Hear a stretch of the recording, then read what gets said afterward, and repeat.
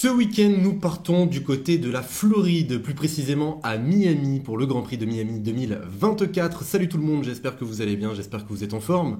Aujourd'hui, l'analyse pronostique du Grand Prix de Miami. Je perds pas de temps, je vous montre déjà le tableau des pronostiqueurs. Donc je rappelle les règles, 3 points si vous me trouvez le podium dans l'ordre, je vous mets 1 point si vous me trouvez juste le vainqueur. Donc voilà, rien n'est joué encore une fois, vous pouvez encore pronostiquer dans les commentaires le résultat de ce Grand Prix.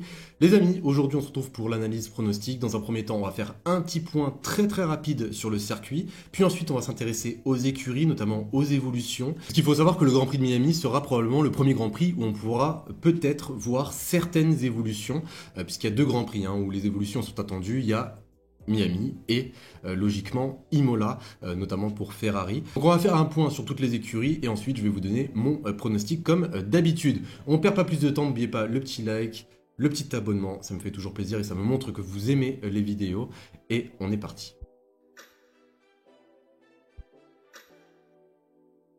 Bon, commençons par faire un petit point sur ce tracé de Miami. Alors, je vais essayer d'être gentil puisque franchement, ce circuit de Miami il ne me plaît pas tant que ça, honnêtement. Alors déjà, si on fait point par point et surtout secteur par secteur, le premier secteur, très gros freinage au premier virage, on arrive dans une section très rapide, attention à la réaccélération, la traction sera primordiale du côté de Miami, c'est de toute manière l'écurie qui aura la meilleure traction en sortie de virage, qui selon moi sera la plus rapide.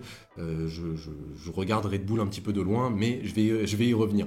En tout cas, le premier secteur très rapide, ensuite on enchaîne avec un mélange de ligne droite et de section lente, ça représente le deuxième et le troisième secteur. Il va falloir faire également gaffe à la traînée. Voilà, la traînée risque de punir certaines écuries qui partiront sur des configurations avec un appui un petit peu trop élevé. Je pense notamment à McLaren, à Mercedes, à Alpine. Et c'est également une piste où on a un très faible grip. Alors, je rappelle que même si on est en format de course sprint, encore une fois, deuxième course sprint depuis Shanghai il y a 2 semaines, attention, puisque Miami est également une piste où il y a très peu de grip et il va falloir faire gaffe, notamment en qualification, puisque oui, c'est une piste qui évolue également avec le temps, donc il va falloir avoir forcément le bon timing en qualification, puisque si tu te loupes sur le timing, eh bien tu te loupes tout simplement sur ton tour de qualif, même si tu as fait un très bon tour, l'évolution de la piste jouera énormément dans ton temps final. Il va falloir donc trouver les bons timings et surtout les bons ajustements au niveau de la monoplace pour qu'elle ne souffre pas trop de ce manque de grip sur ce tracé de Miami. Donc on en a terminé pour ce tracé, maintenant faisons un petit point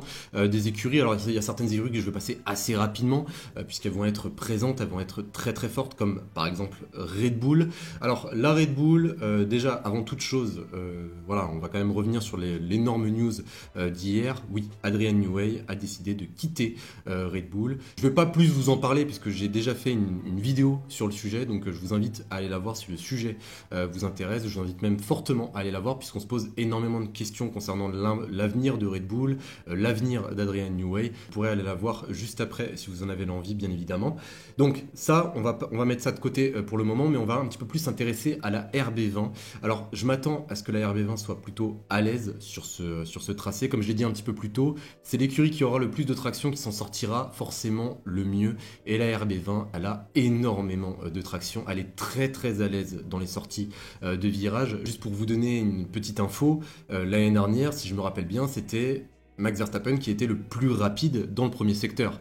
Cela montre à quel point cette RB20, que ce soit même dans les sections rapides et dans les sorties, elle est juste exceptionnelle. Enfin, du moins, c'était la RB19 l'année dernière, mais la RB20, ça reste à peu près similaire. On est à peu près sur les mêmes qualités, donc je vois forcément Max Verstappen se balader. Il s'est baladé l'année dernière dans le premier secteur, et même s'il se loupait dans le deuxième et troisième secteur, eh bien, il gardait quand même un avantage conséquent par rapport à la concurrence. Donc oui, la RB20 sera très forte ce week-end.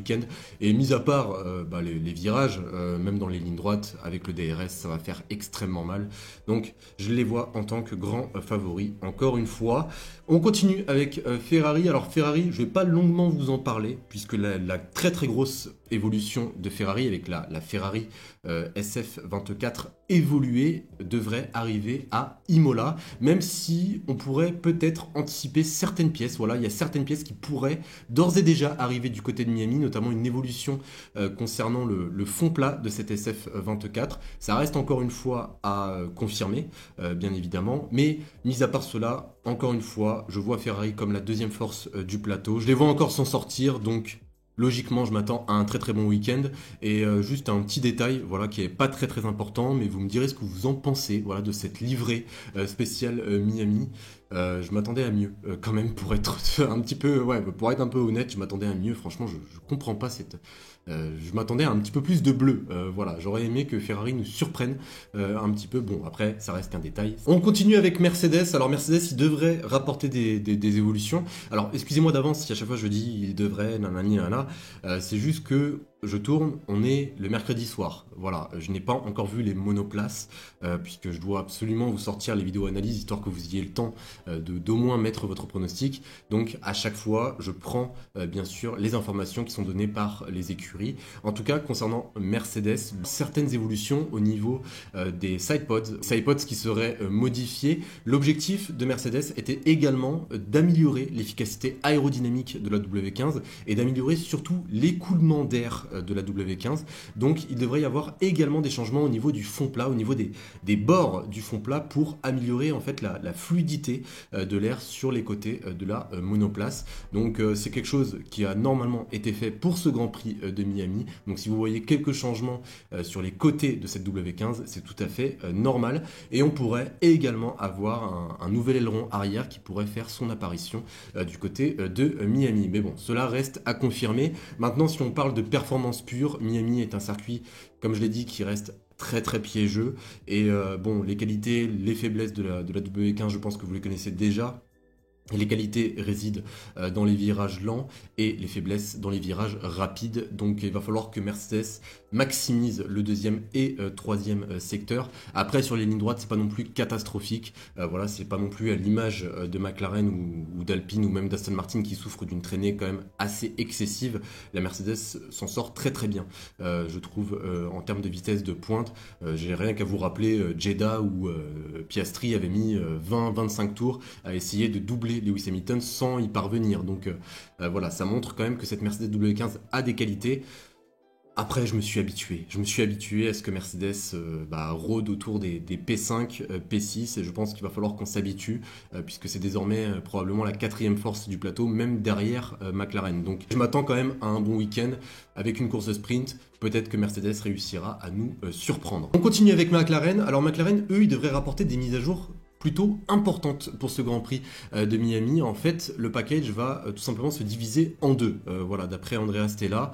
Donc une partie à Miami, une autre à Imola. On parlerait d'un énorme travail sur le fond plat de cette McLaren. L'objectif de ces améliorations, de ces évolutions sont tout simplement d'essayer de réduire les lacunes de cette MCL 38. Cette MCL 38 qui souffre dans les sections lentes, il faut le dire. Encore une fois, d'essayer d'améliorer l'efficacité aérodynamique de cette MCL 38. Et d'ailleurs, le gros défi de McLaren sera d'améliorer l'efficacité aérodynamique en ligne droite sans pour autant toucher au niveau de charge produit par la monoplace, puisque voilà, si tu gagnes en vitesse de pointe, tu auras généralement un petit peu moins d'appui et c'est vraiment ce que McLaren ne veut pas. À l'image de Red Bull est une monoplace, du moins la RB20 est une monoplace qui a une très très grosse vitesse en ligne droite et qui n'affecte pas du tout bien exactement le niveau de charge global de la monoplace. Donc c'est une monoplace autant rapide en ligne droite que dans les virages. Voilà, concernant les écuries, on passe directement à mon pronostic. Bon, pour mon pronostic, pas de surprise, je vais mettre le gagnant des deux dernières éditions de ce Grand Prix de Miami, et pour cette troisième édition, je vois encore une fois Max Verstappen s'imposer. Il est dans une super bonne dynamique en ce moment, je ne vois pas pourquoi cela ne pourrait pas continuer. Je pense que vous l'avez compris, pour ce Grand Prix de Miami, Red Bull fait figure de favori, encore une fois, donc je vais mettre Max Verstappen. En deuxième position, ça va peut-être vous surprendre. Voilà, ça va peut-être vous surprendre.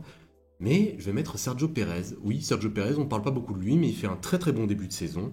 Et généralement, ce type de tracé lui plaît à Sergio Pérez. Donc, et même, je crois, si je me souviens bien, il avait fait la pole l'année dernière à Miami. Il est très rapide sur ce tracé. Un doublé Red Bull me semble envisageable. Et en troisième position, allez, je vais mettre... j'hésite en fait entre une Ferrari et une McLaren. Je vais mettre, allez, pourquoi pas Charles Leclerc en troisième position.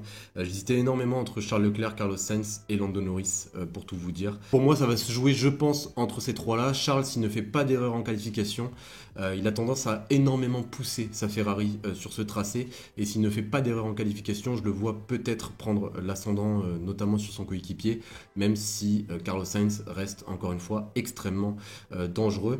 Donc voilà, je vais rester sur ce podium-là. Je vais mettre Max Verstappen en première position, Sergio Perez en deuxième position, Charles Leclerc en troisième position.